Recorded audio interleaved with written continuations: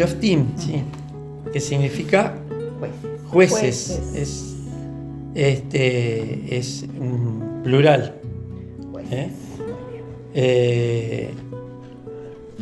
Uno puede pensar, bueno, que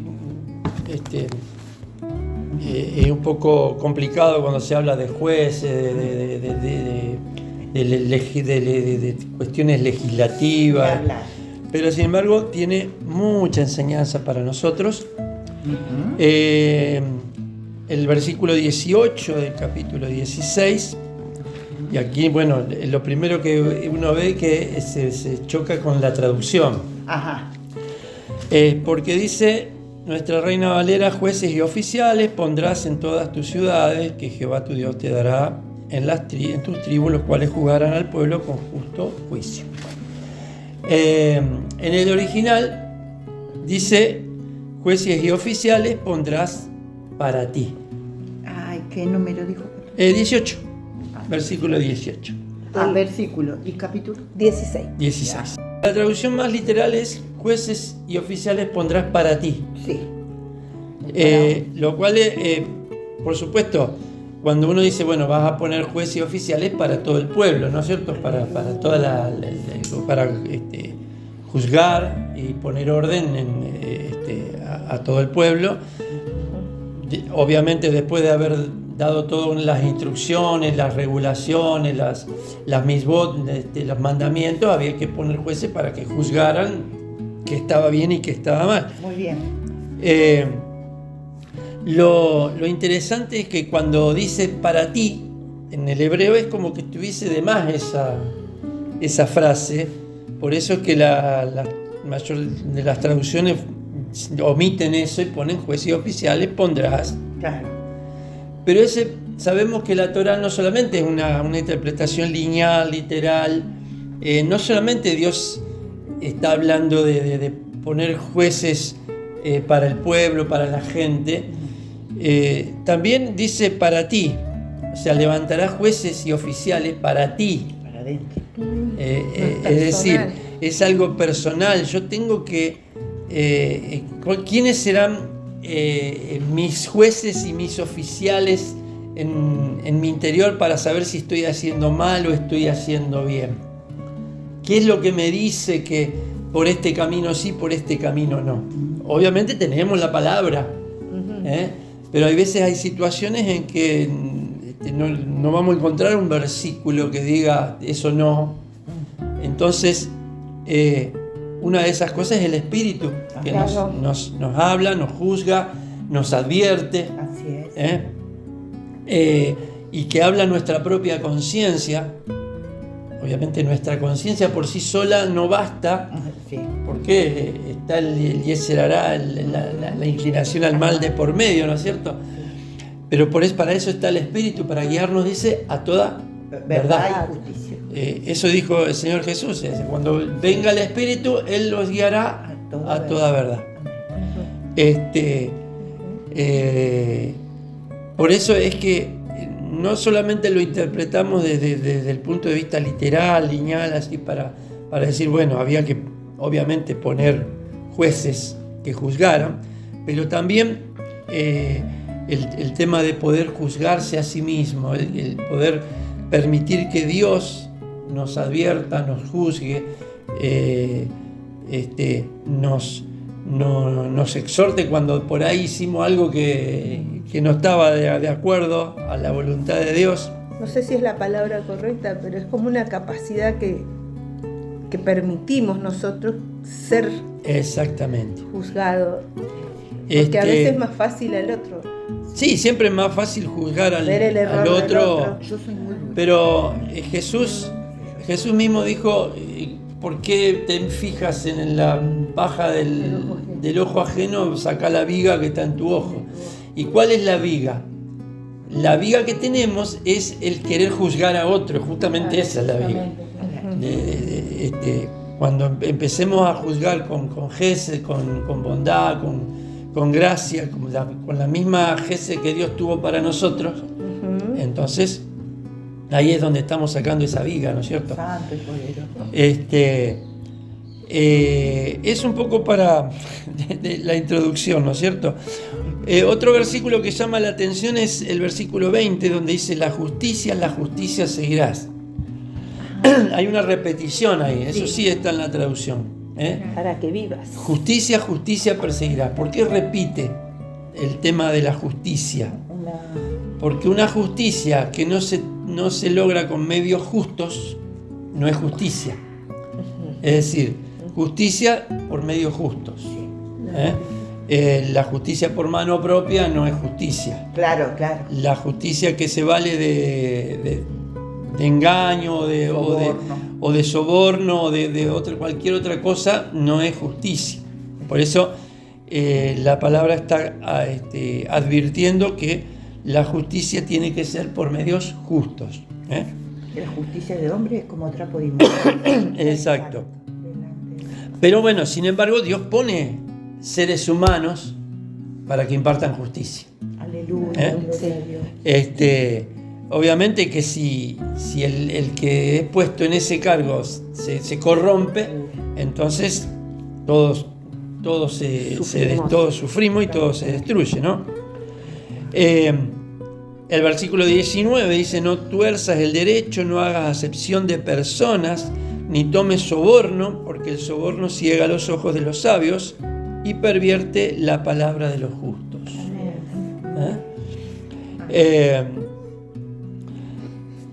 Después, está hablando toda la administración de la justicia, ¿no es cierto? Y luego, en el versículo 14, ya estamos en el capítulo 17, habla de las instrucciones para un rey. Cuando todavía no había rey, ni Israel había pedido rey, ¿no? Vamos a leer a partir del versículo 14 hasta o del 15, mejor dicho, hasta el 20. A ver, ¿quién empieza a leer? ¿Pero de cuál? ¿Del 18? Del 18, no, 17. 17, 15. 15. Ciertamente pondrás por rey sobre ti al que Jehová tu Dios escogiere de entre tus hermanos. Pondrás rey sobre ti, no pondrás poner sobre ti a hombre extranjero que no sea tu hermano. Hasta el 20. Pero él no aumentará para sí caballos ni hará volver al pueblo a Egipto con el fin de aumentar caballos, porque Jehová os ha dicho: no volveráis nunca por este camino. Ni tomará para sí muchas mujeres, para que su corazón no se desvíe. Ni plata ni oro amontonarás para sí en abundancia. Y cuando se siente sobre el trono de su reino, entonces escribirá para sí en un libro una copia de esta ley del original que está al cuidado de los sacerdotes levitas.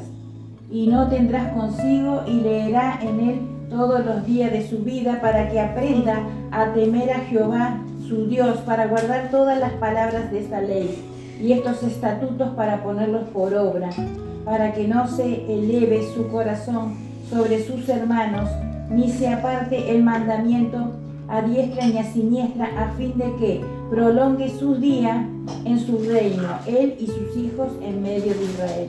Ahí está.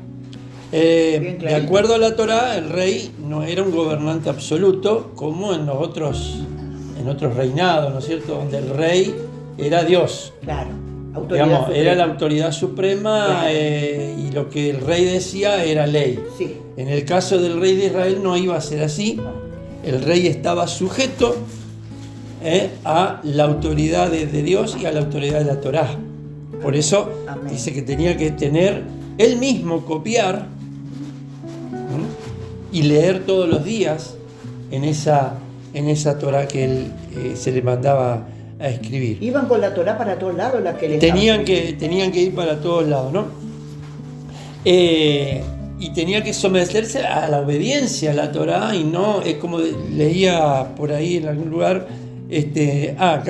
no tenía fueros. Ajá. Especiales, como hoy en día. Ahora, que no se los puede juzgar, no le pueden decir nada porque tienen fuero. Bueno, dice por acá Gracias, Aldita. Dios no tiene hijos con fuero espiritual. O sea, nadie puede estar por encima de la Torá, de los mandamientos de Dios. Ni siquiera aquel que gobernara como rey. El rey incluso estaba sujeto a la obediencia. Aunque no era rey, Dios mismo le dijo a Josué: mira que te mando que te esfuerces y sea valiente para hacer todo lo que está escrito en esta Torá. Una y otra vez Dios le pedía no tanto que sean aguerridos, que sean valientes o que sean esto, lo otro, no, sino que sean obedientes. Dice por ahí: la obediencia es más que los sacrificios. Ay, sí, Señor. Obediencia quiero, no sacrificios. Exacto. Entonces el rey tenía que cumplir esos requisitos específicos para evitar que eleve su corazón, para que no se crea que por ser rey él es más que todo el resto. Esto tendría que funcionar bien. Y obviamente tiene que funcionar.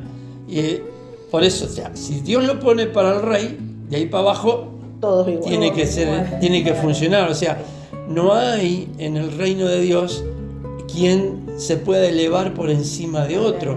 No es que una responsabilidad, como decir, el pastor, el profeta, el apóstol, sean más que el hermanito que limpia los baños. Claro. Para Dios no existe esa diferencia, existen responsabilidades. Sí, al que se le da más responsabilidad, más se le exige. Eso es cierto. Y por supuesto que hay principios de autoridad, pero esa autoridad no es que sean dueños de las personas o que manipulen a las personas, sino que es una autoridad espiritual delegada. Y así como Dios da autoridad, también la puede quitar. La autoridad no es algo absoluto. Bueno, a Dios me dio esto y nadie me lo puede sacar. Tampoco nadie se gana esa autoridad por algún mérito. Porque si fuera por mérito, entonces no estaría ninguno. Dios da esa gracia o da esa responsabilidad a quien Él quiere y a quien Él ve, porque Dios ve el corazón más que nada, ¿no es cierto? Y cuando Dios ve que el corazón se desvía, entonces venga para acá, lo que te di. Es un poco como los talentos, ¿no es cierto? El rey dice que el hombre repartió los talentos, y cada uno lo usó de acuerdo a su capacidad, pero hubo uno que lo enterró. Entonces el rey tenía que escribir un rollo de la Torá y leerlo todos los días. El Mesías de Israel, en primera instancia el rey de Israel, ¿no es cierto? La palabra Mashiach significa ungido. ¿Ungido para qué? Había dos tipos de personas que eran ungidos: los sacerdotes y los reyes. Los reyes. Eran ungidos para el sacerdocio, y cuando alguien era coronado rey, también era el ungido, el Mashiach. El Mashiach ben David. Es un poco distinto, no sé si te lo comenté, a la palabra Cristo. Cristo también significa ungido. Sí. Pero Cristo, la palabra griega Christos, era aplicada a los luchadores que luchaban en los torneos así de los romanos, que luchaban casi desnudos y se untaban todo con aceite, como hacían esa lucha grecorromana, para que no los puedan agarrar tan fácilmente. Claro. Bueno, esos eran los Cristos. Mira. No sabía eso. Esos eran ungidos. Ungidos porque lo bañaban en aceite, Claro, para que no lo agarren tan fácil. Sí, fíjense que el concepto entre Cristo y Mashiach es totalmente distinto. Nosotros nos tendríamos que ungir para que no nos agarre el Bueno, o sea, se puede aplicar, no es que esté mal decir No es que esté mal decir Cristo, no estoy diciendo eso. No. Pero el concepto greco-romano de Cristos Ese es. es ese, en primera instancia. Yo no sabía. En cambio, ungido para el contexto hebreo era el rey o el sacerdote. Amén. No eran los luchadores que luchaban. Claro. Eso un poco al margen, ¿no es cierto? Porque no era del tema acá. No, pero está bueno eso. La palabra Mashiach tiene un significado estricto en la cultura judía y se refiere al último rey de Israel, el Mesías. Cuando se habla de HaMashiach, el Mesías, está hablando, por supuesto, del rey que trae paz. Amén. Y viene a gobernar y a instalar un reino mesiánico. Obviamente nosotros sabemos que fue Yeshua que vino por primera vez como el siervo sufriente, el Mashiach ben Yosef, El Ben Yosef. y que luego vendrá con el Mashiach ben David. Venda. Que pronto se ha de manifestar. Amén. Dice, las leyes para los reyes de Israel tienen relación con nuestro maestro Yeshua, el Mesías. Yeshua dejó claro que él vino a cumplir, no para abolir. Casi. Él vino a cumplir la Torá, a darle cumplimiento y a traer, como la misma cultura de tradición judía lo dice, a traer la verdadera interpretación de la Torá. Nos enseñó. Eso lo vemos en el Sermón del Monte, Sí. cuando él decía, habéis oído que fue dicho, Sí. pero yo os digo. Ajá. ¿Qué quiere decir eso? ¿Que eliminó lo anterior? No, que le dio una nueva interpretación, una correcta interpretación de lo que Dios estaba enseñando, ¿no? Él siempre vivió guardando la Torá y guardó toda la Torá. Sí, o sea, cuando pensamos, o el cuestionamiento judío, ¿cuál es? No, pero él quebrantó la Torá. No. Él lo que quebrantó eran los mandamientos humanos. Así es. Claro. Todo aquello que formaba parte de una regulación rabínica humana, él eso sí lo cambió. Ahora, tampoco quiere decir que todas esas regulaciones rabínicas estaban mal. ¿Por qué? Porque justamente lo que estamos diciendo, jueces. Había jueces. ¿Qué pasaba cuando alguien venía con un problema? Lo dice por acá también el versículo 8 del capítulo 17. Dice, cuando alguna cosa te fuere difícil en el juicio, entre una clase de homicidio y otra, una clase de derecho legal y otra, estoy leyendo el versículo 8.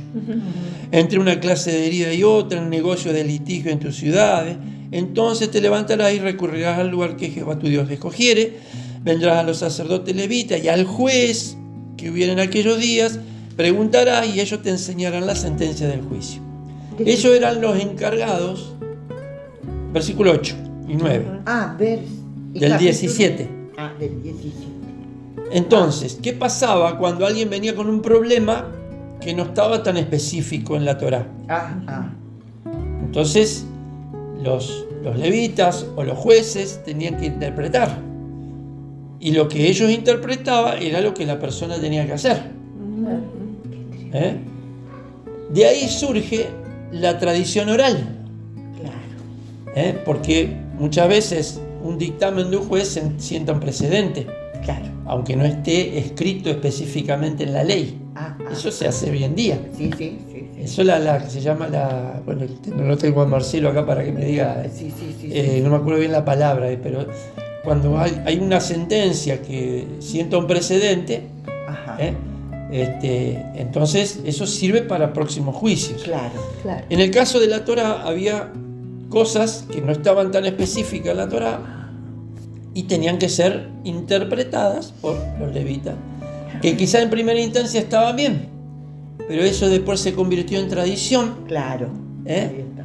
Y entonces ya se convirtió en un mandamiento de hombre que no siempre era aplicable para todo el mundo. Claro. Es verdad.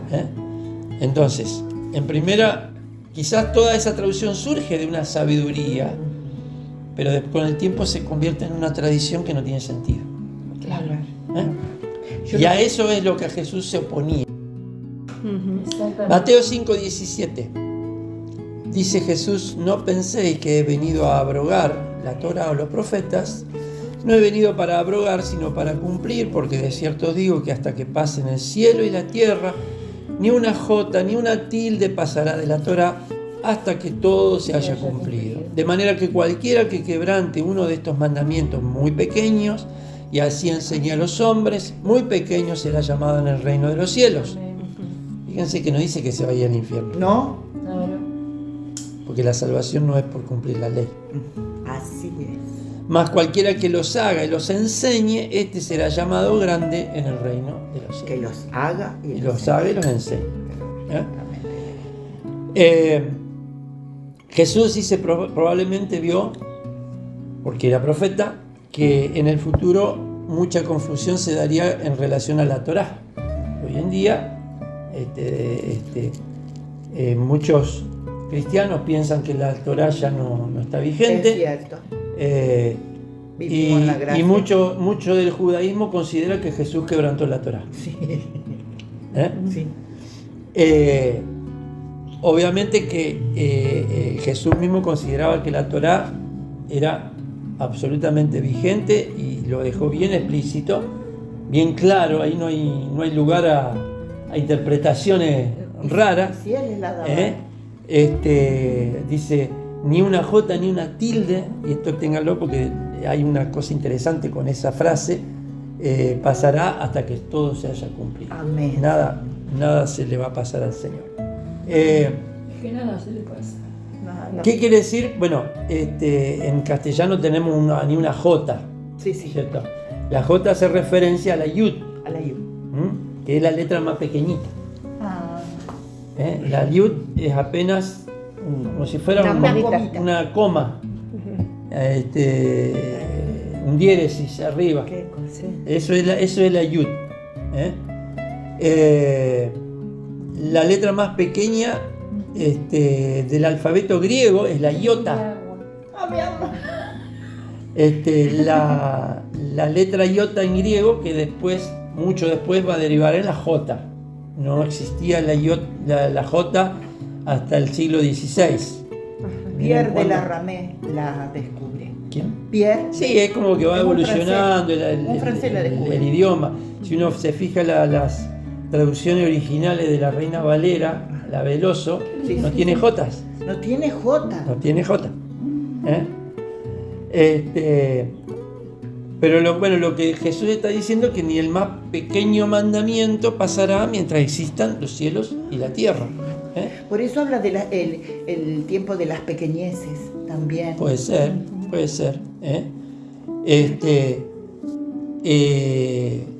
Y esto dice, hasta que venga el mundo venidero después del reinado milenial del Mesías. La Torá es la norma de santidad que Dios espera. Eso es la Torá. Es la norma de santidad, las instrucciones para la santidad. Yendo un poco a Mateo 5:17, hay un midrash.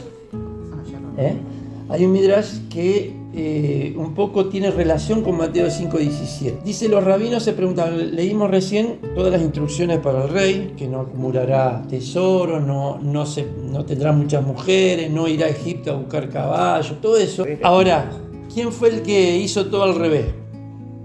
Salomón. Se Sí. llenó de caballos, de mujeres, de Todo al revés. y se terminó extraviando. Dice, los rabinos se preguntaban, ¿cómo es que Salomón pudo apartarse tanto del Eterno al final?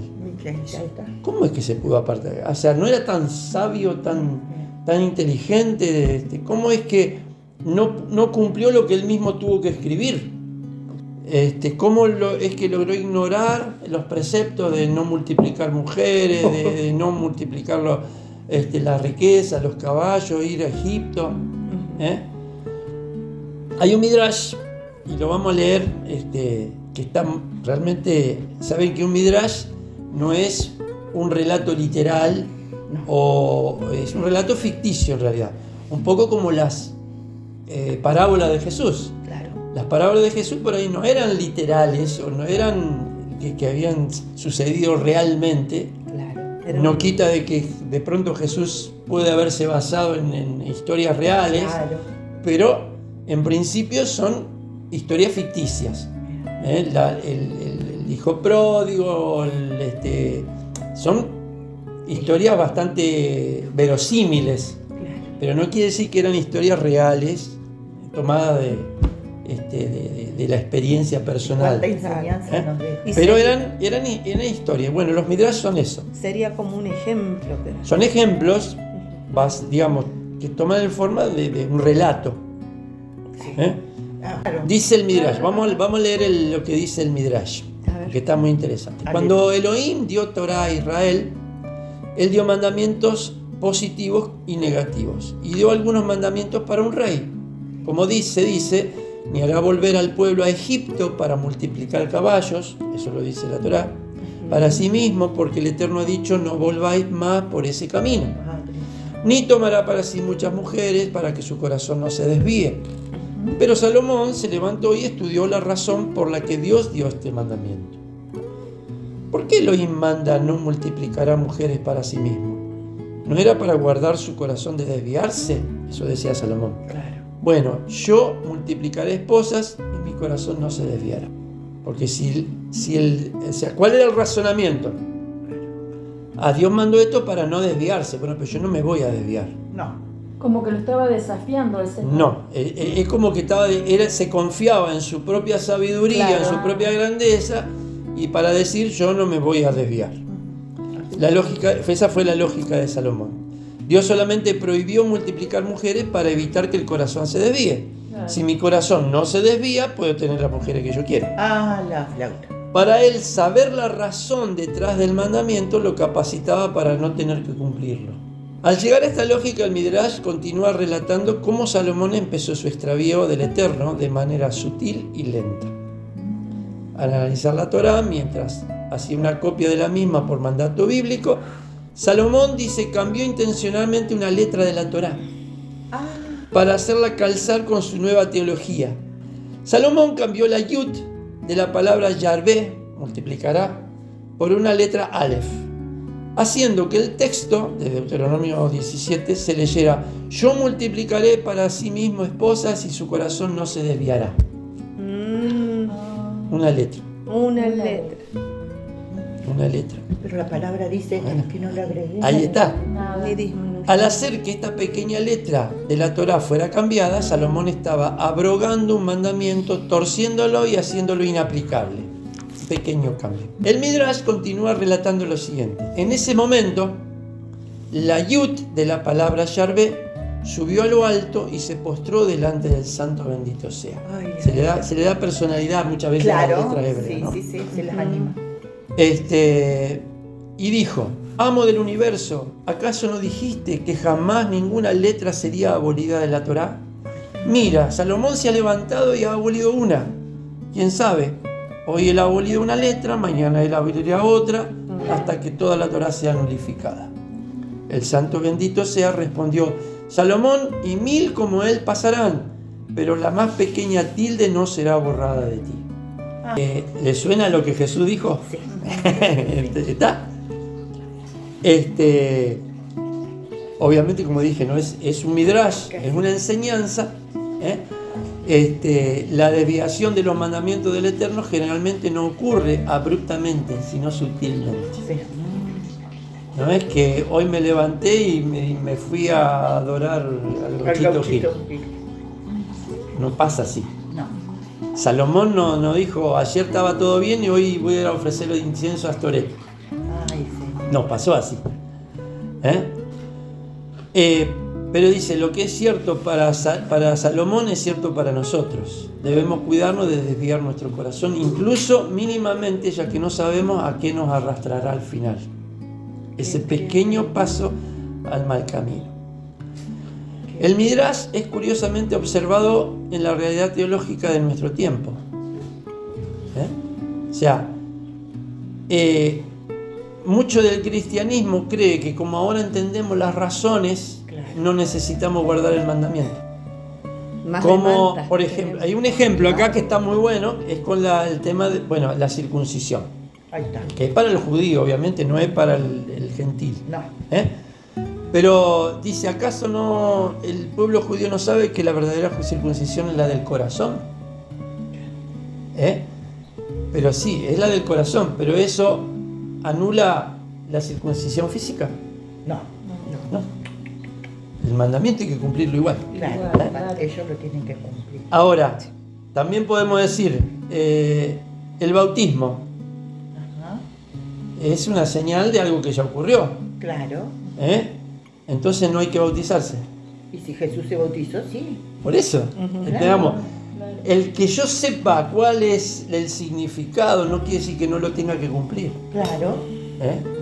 Obviamente, el bautismo que vale es el bautismo del Espíritu Santo. Amén. Y el cambio en el corazón. Pero Jesús mandó a bautizarse. Que una es por agua, por inmersión, y el otro por El fuego. bautismo quiere decir inmersión, Inmersión. sumergirse.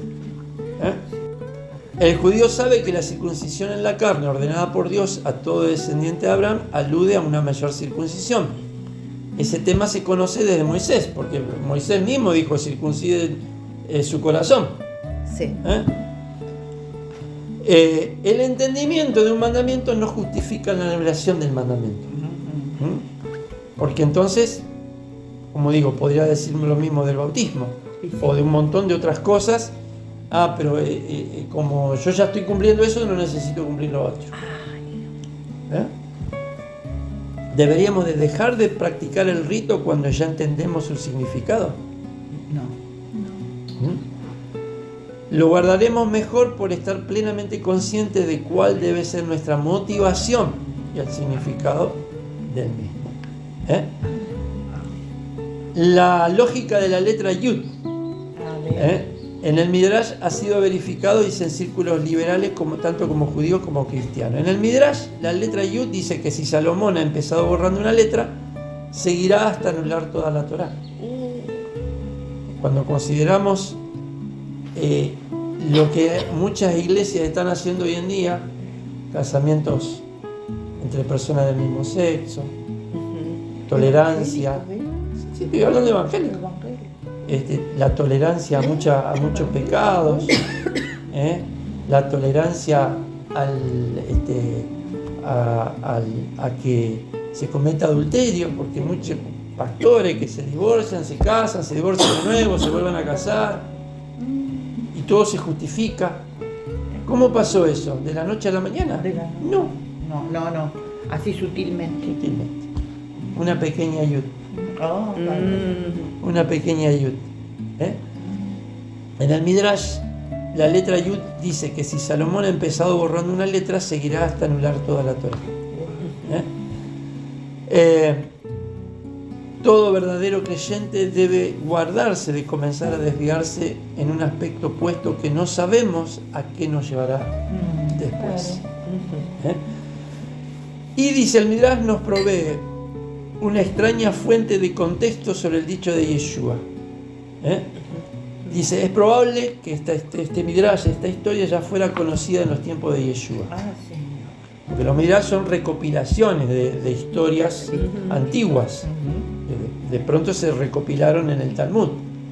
Pero son recopilaciones de tradiciones orales. Claro. Que posiblemente ya en los días de Jesús ya se conocía ese Midrash. Por eso él da ese ejemplo. Por eso Jesús da ese ejemplo. Ni una yud ni una tilde pasará, será abolida mientras haya cielo y tierra. Así es. Es probable que él mismo estuviera aludiendo al Midrash en su forma primitiva. A diferencia de Salomón, el hijo de David, Yeshua, no ha venido a abolir ni siquiera la yud de la Torá. Todo lo contrario, él ha venido a cumplirla y a reafirmarla, por supuesto. Al considerar el Midrash, el punto de Yeshua es visto con una intensidad desconocida. Porque realmente no es que Jesús estaba inventando algo o diciendo algo que para los conocedores de la Torá de ese siglo haya sido desconocido. Todos los que escuchaban a Jesús sabían de lo que Jesús estaba hablando. Totalmente. A nosotros nos cuesta a veces entender cosas. Pero O la entendemos mal por la influencia grecorromana que tenemos, entendemos todo al revés.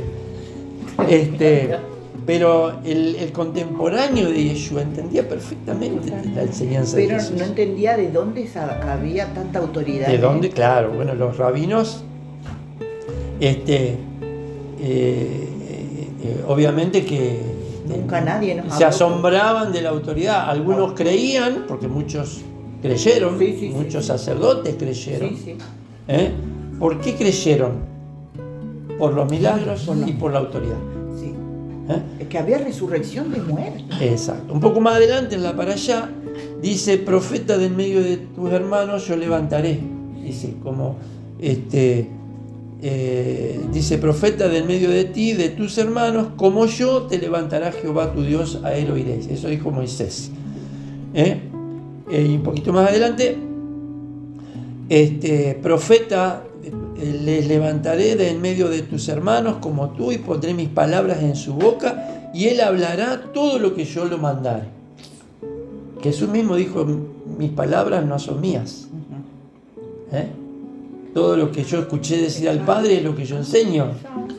Nosotros cuando escuchamos decir al Padre, acá, esto. Y acá, obviamente, ¿no? Pero a veces nos pasamos por alto esos dichos de Jesús. Sí.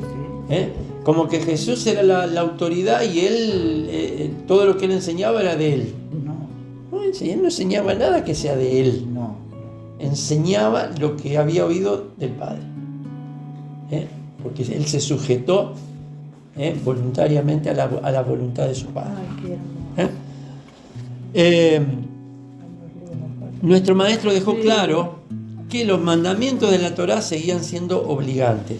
Todos los primeros discípulos judíos de Yeshua siguieron guardando la Torá y considerándolo parte del pueblo judío. Esto incluso ha sido admitido por rabinos ortodoxos en tiempos modernos. Hay un ejemplo acá, lo voy a leer. Esto es palabra del rabino Yosef Eliyah. Está en el sitio web ahí para buscarlo, pero no lo vamos a buscar. Esto dice un rabino ortodoxo, que no es creyente en Jesús. Los primeros alumnos de Jesús tampoco tenían intención de abandonar las leyes de la Torá. Irónicamente, las enseñanzas que el libro del Nuevo Testamento de los Hechos categoriza como un informe falso en relación con las enseñanzas de los seguidores de Jesús es ahora la doctrina oficial del cristianismo. O sea, lo que los primeros discípulos consideraban falso ahora es verdadero. Claro. en algunas teologías. Los primeros seguidores de Jesús no creían que después de que Jesús llegó, las leyes de la Torá ya no eran vinculantes. Por el contrario, su pregunta era si incluso seguidores no israelitas de Jesús tienen que mantener todas las leyes de Moisés. Eso sí se preguntaban. Claro. La respuesta fue que no toda la Torá, no todas las leyes, no todos los mandamientos son aplicables para todos. Así es. Eso es cierto. Hay instrucciones, hay leyes, mandamientos que son aplicables solo para el pueblo de Israel, Así es. los descendientes de Judá. Y hay mandamientos que no son aplicables a todos. Pero aún así, aún los mandamientos que en la práctica no son aplicables, también tienen una enseñanza para nosotros. Como el mandamiento de la circuncisión. Sí, la circuncisión física es para el pueblo de Israel. Sí. Pero nosotros tenemos que entender lo espiritual de ahí, Claro. que es la Claro. circuncisión del corazón. ¿Mm? Y el judío tiene que también tener, También lo tiene que entender, pero me estoy refiriendo a mandamientos. porque pueden hacerlo Que no son- físicamente y espiritualmente no lo entienden. Por eso. Claro. Pero una cosa no quita la otra. Claro. Nuestro maestro fue fiel a la Torá hasta su muerte. Amén. Por su expiación de pecados hemos recibido la purificación espiritual y hemos recibido el Espíritu de Dios que ha inscrito la Torá en nuestros corazones. Así es. Y lo sigue haciendo. Amén.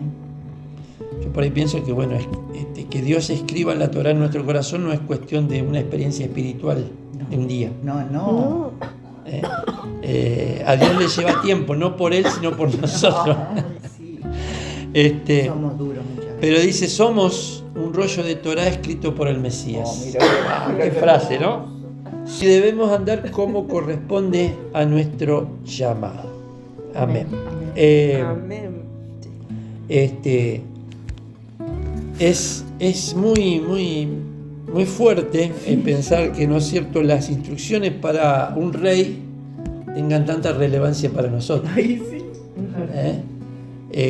Como dije, las instrucciones escritas acá, más la experiencia negativa de Salomón, nos enseñan que justamente ni siquiera una yud, ni algo pequeño debemos dejar pasar por alto en nuestra vida, sino que tenemos que prestar mucha atención.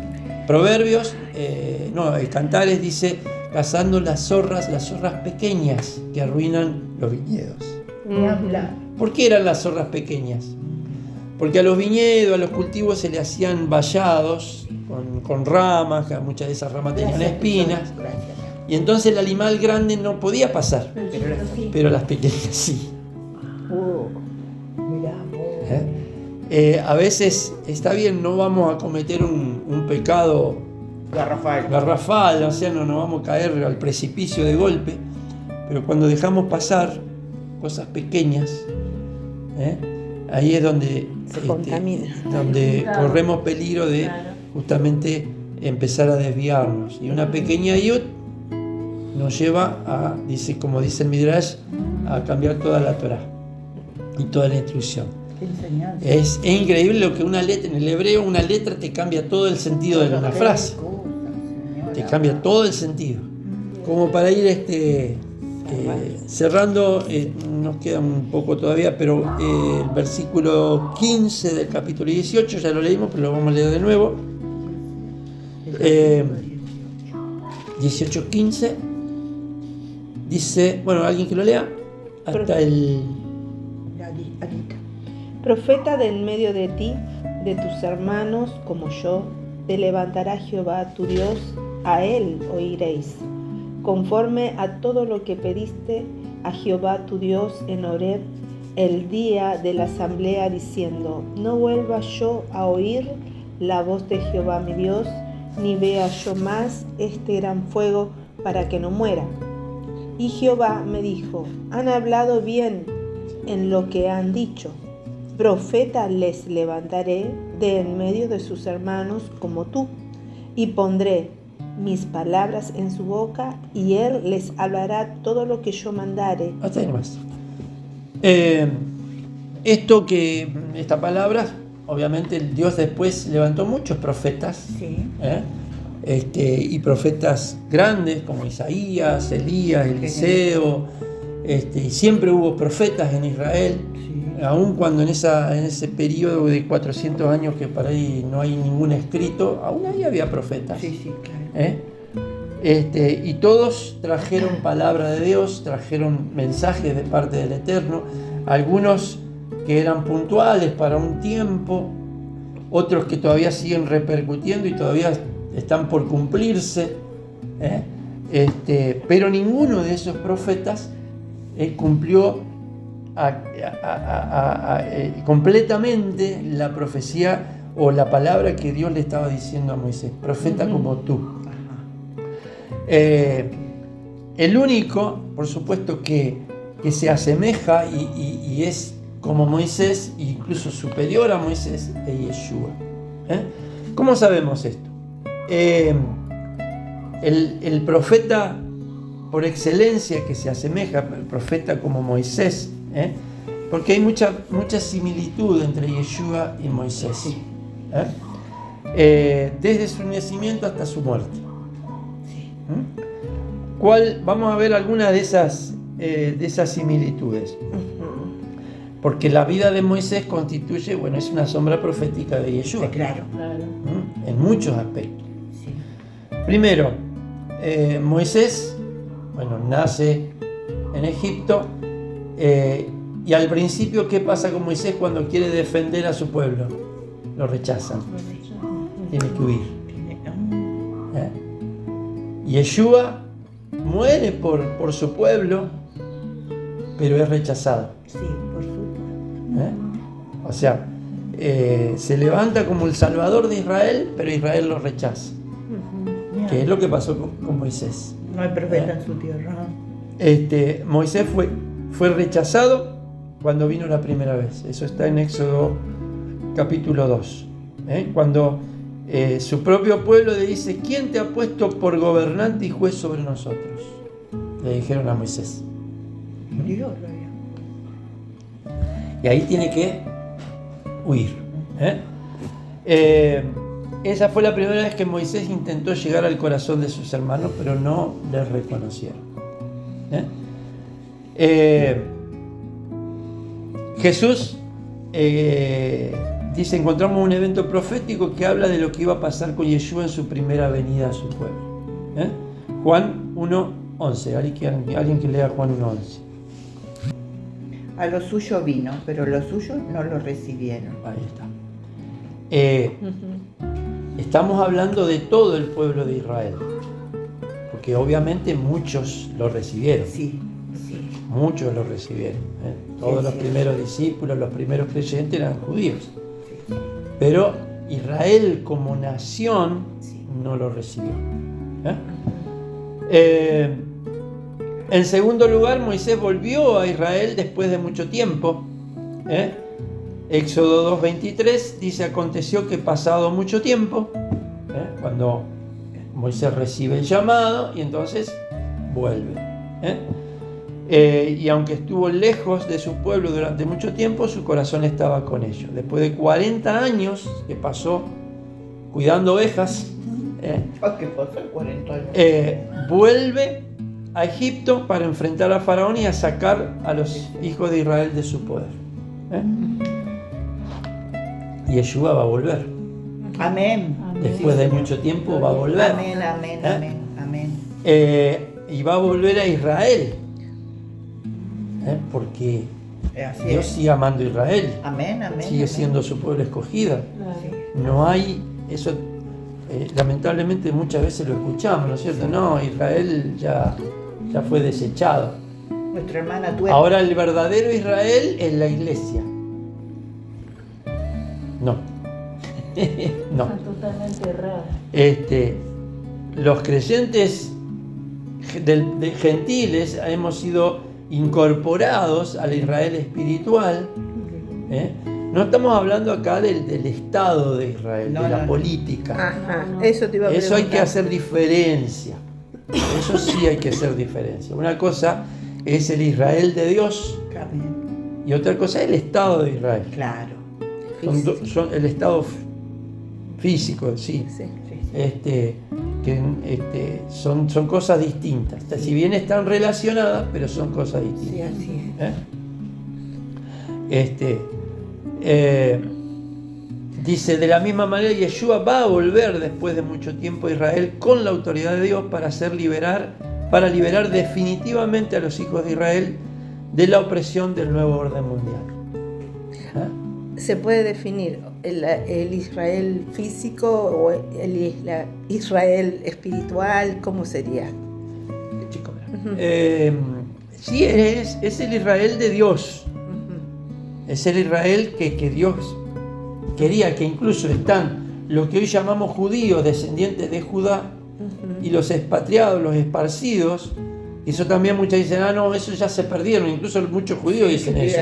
No, ya se perdieron, no existen más las tribus.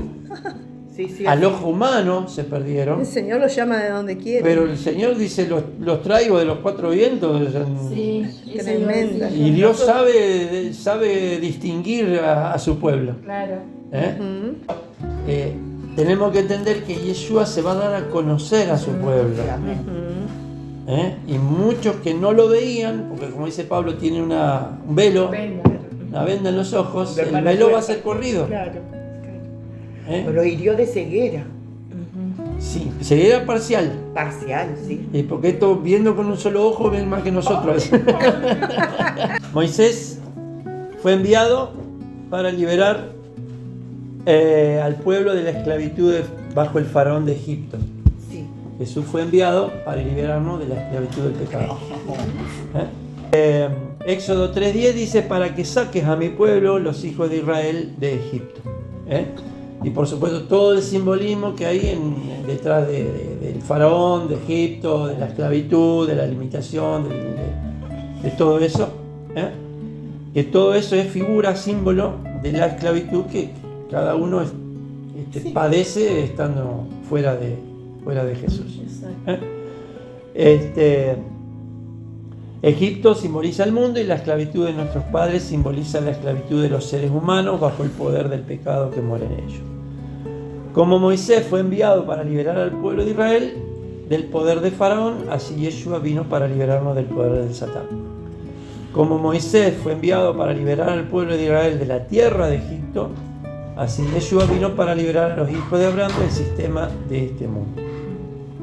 Como Moisés fue enviado para liberar al pueblo de Israel de la esclavitud, así Yeshua vino para liberarnos de la esclavitud del pecado. Romanos 6, 5, 7, si alguien lo quiere leer.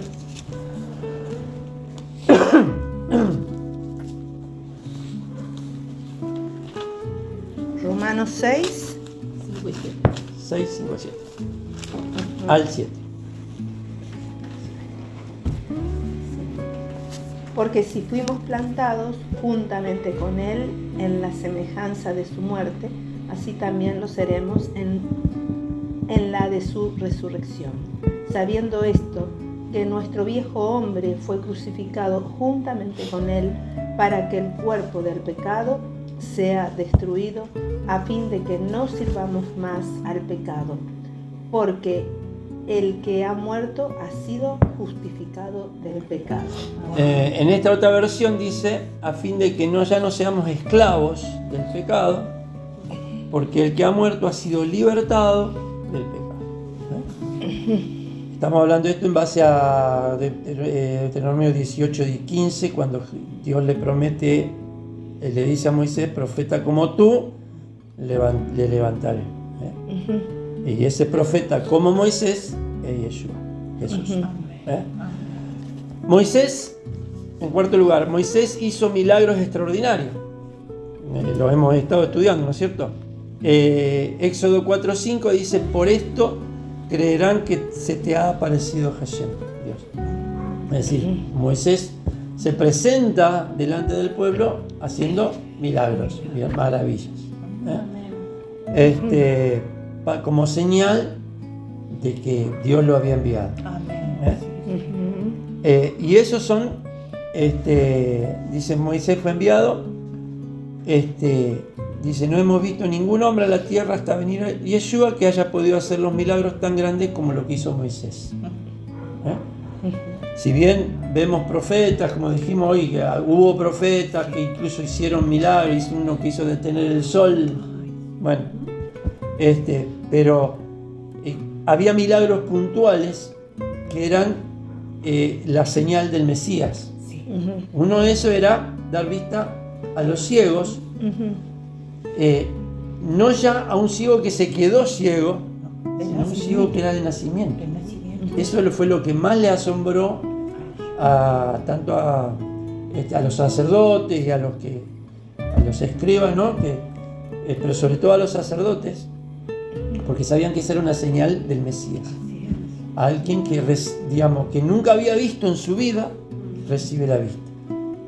Igual, ¿cuánto le costó creer eso? Así. Lo juzgaron. Otro de los milagros mesiánicos era la sanidad de los leprosos. Porque desde que Dios establece cómo era todos los mandamientos, las regulaciones para el que era curado de la lepra, la única que fue curada de la lepra fue María, y después Naamán, que no era judío. Y no se nombra más. Y no se nombra en la Torá, en la Biblia, que alguien más haya sido curado. Cuando viene Jesús y empieza a curar esa gente, los sacerdotes abren los ojos grandes así, y después en el libro de los Hechos se relata que muchos sacerdotes venían a la fe. ¿Por qué? Porque habían visto los milagros. Y indudablemente no era un milagro común, era algo que, digamos, ya en su conocimiento de la Biblia sabían que eran milagros hechos por el Mesías. Abrir los ojos de los ciegos, limpiar leprosos, restaurar paralíticos, expulsar demonios, levantar a los muertos. En el Evangelio encontramos 3 resurrecciones. Sí, 3 ¿Eh? Sin contar los que de pronto cuando Jesús muere se levantan. ¿Qué habría sido eso? Dice Juan 15:24: si yo no hubiera hecho entre ellos las obras que ninguno otro ha hecho, no tendrían pecado. Pero ahora las han visto y me han odiado a mí y también a mi Padre. Como Moisés fue enviado a hacer milagros extraordinarios para enfrentar al maligno y liberar al pueblo, así Yeshua vino con todo el poder del cielo para destruir las obras de Satán y liberar al pueblo de Israel y al mundo entero de las consecuencias de la esclavitud del pecado. Y algo que Jesús dice en Juan capítulo 5, si alguien quiere buscarlo, Juan 5, hay quizás otros paralelos entre Jesús y Moisés. Juan 5, ¿cuánto? 5:39.